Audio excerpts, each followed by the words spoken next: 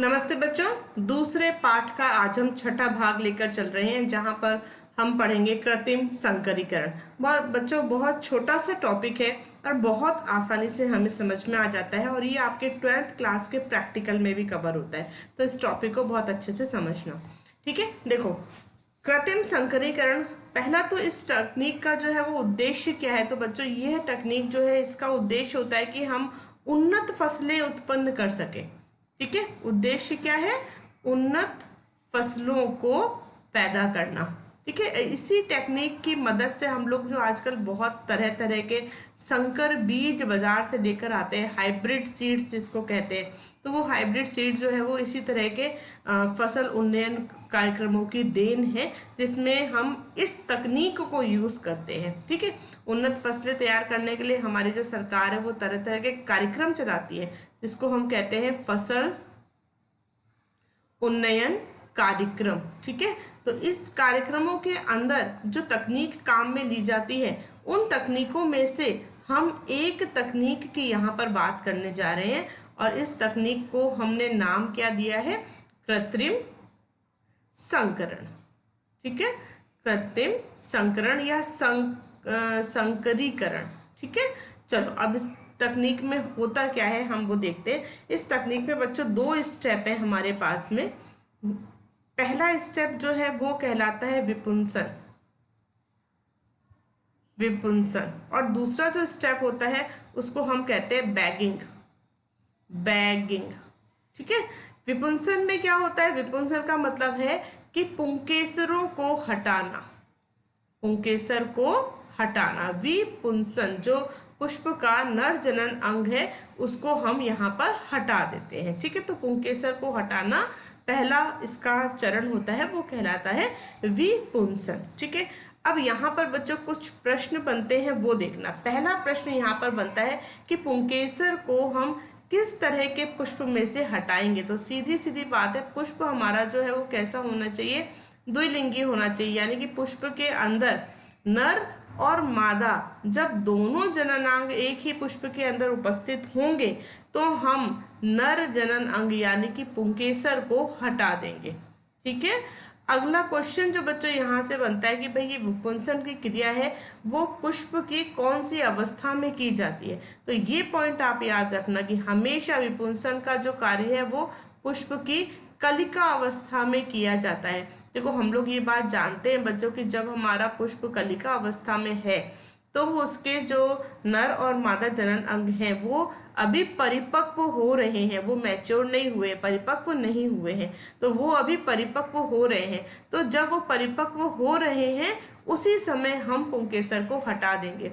पूरे परिपक्व होने के बाद में, यानी पूरा परिपक्व होने का क्या मतलब है कि ये कलिका अवस्था से पुष्प अवस्था में आ जाए, तो पुष्प बनने के बाद अगर आप विपुंसन करते हो तो इस विपुंसन की क्रिया का कोई महत्व नहीं है। ठीक है, तो विपुंसन कब किया जाता है, किस अवस्था में किया जाता है, इस पॉइंट को ध्यान रखना। विपुंसन हमेशा कलिका अवस्था के अंदर किया जाता है और द्विलिंगी पुष्पों के अंदर किया जाता है। तो ये जो हमारे दोनों पॉइंट है ना, इसके ऊपर क्वेश्चन बनता है, तो ये दोनों कंसेप्ट जो है वो दिमाग के अंदर सेट करके रखना।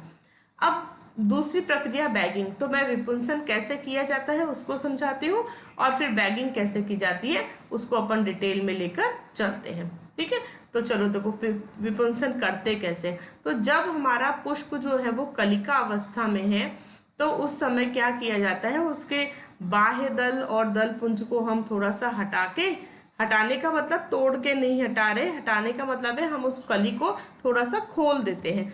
खोल के हम उसमें से जितने भी पुंकेसर होते हैं उनको चिमटी की सहायता से सावधानी से पकड़कर हटा देते हैं। ठीक है, और उस कलिका को हम वापस क्या कर देते हैं? बंद कर देते हैं। अब हमारा आता है दूसरा स्टेप, जिसको हम क्या कहते हैं? बैगिंग। अब क्या करते हैं, हमने ये जो कलिका को बंद किया है, इस कलिका के ऊपर, सपोज ये यहाँ पर हमारी कलिका है, तो अब हम क्या करेंगे, इसके ऊपर बच्चों हम एक बटर पेपर का लगा हुआ बैग लगा देते हैं, और इसको यहाँ से हमने बांध दिया। ये है ना बटर पेपर का बना हुआ एक बैग होता है, ठीक है। इस बैग से हमने इस कली को, हमारी ये जो कली है, इस कली को हमने पूरा कवर कर दिया, बंद कर दिया। और यहाँ पर बच्चों हम एक छोटा सा टैग लगा देते हैं। टैग, ये क्या कहलाता है? ये कहलाता है टैग। टैग के ऊपर हम लोग विपुंसन की दिनांक लिख देते हैं, विपुंसन की दिनांक लिख देते हैं, ठीक है। अब देखो अगला स्टेप क्या होता है। अब बटर पेपर से कवर कर दिया, कुछ दिन बाद हमें पता है ये जो कली है, ये कली पूरी पुष्प में बदल जाएगी। पुष्प में बदल जाएगी मतलब इस कली के अंदर जो मादा जनन अंग है वो सुग्राही हो जाएगा, वर्तिका हमारी सुग्राही हो जाएगी। वर्तिकाग्र जो है वो क्या हो गई?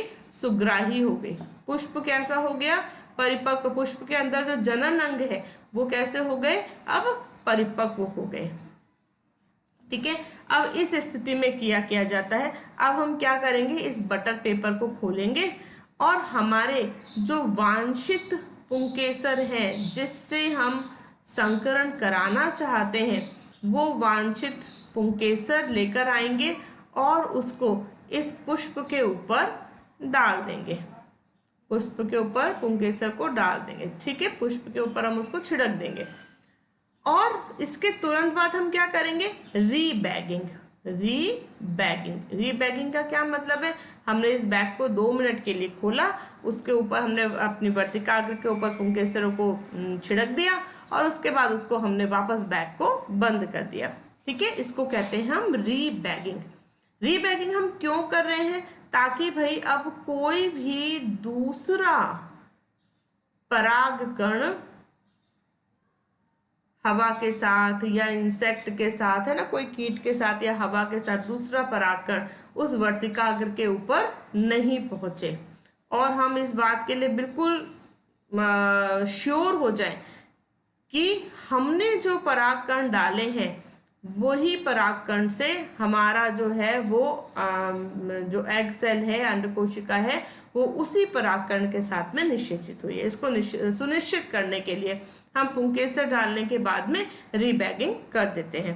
रीबैगिंग करने के बाद में अब हम क्या करेंगे? अब हम वेट करेंगे किस चीज का? कि यहाँ पर निषेचन की क्रिया पूर्ण हो जाए और निषेचन की क्रिया पूर्ण होने के बाद में यहाँ पर फल व बीज का बनना प्रारंभ हो जाए। जब फल और फल के अंदर बीज बनना शुरू हो जाता है तो हमारा बीज के अंदर वो दोनों वांछित गुण वाले बीज बन जाते हैं जो हम बनाना चाहते थे। तो बच्चों ये है कृत्रिम संकरण। अब इस पूरी कृत्रिम संकरण का जो हमारा टॉपिक है, इस पूरे टॉपिक के अंदर बहुत इंपॉर्टेंट पॉइंट कौन से हैं? बहुत इंपॉर्टेंट पॉइंट तो कृत्रिम संकरण के चरण कितने होते हैं, तो हमें ध्यान रखना है ये 2 चरण होते हैं। यहाँ पर एक पॉइंट और मैं आपको क्लियर करती हूँ। कई बार ये होता है कि आपसे प्रश्न में कुछ ऐसे पूछ लिया जाता है कि भाई कृत्रिम संकरण करा रहे हैं लेकिन हमारा जो पुष्प है वो एक लिंगी है, तो बताइए कि प्रथम चरण, कृत्रिम संकरण का प्रथम चरण क्या होगा? तो अगर पुष्प एक लिंगी है तो बच्चों हमें विपुंसन तो करना ही नहीं है ना। जब विपुंसन नहीं करना है तो प्रथम चरण क्या हो जाएगा? सीधे बैगिंग। और बैगिंग हमें कब करनी है? उसकी कलिका अवस्था में। तो एक प्रश्न यहाँ से और बनता है जहां पर हम चरण की बात करते हैं। विपुंसन किस तरह के पुष्प में किया जाता है? पुष्प की कौन सी अवस्था में किया जाता है? विपुंसन के बाद में हम अगला स्टेप क्या करते हैं? तो बैगिंग करते हैं।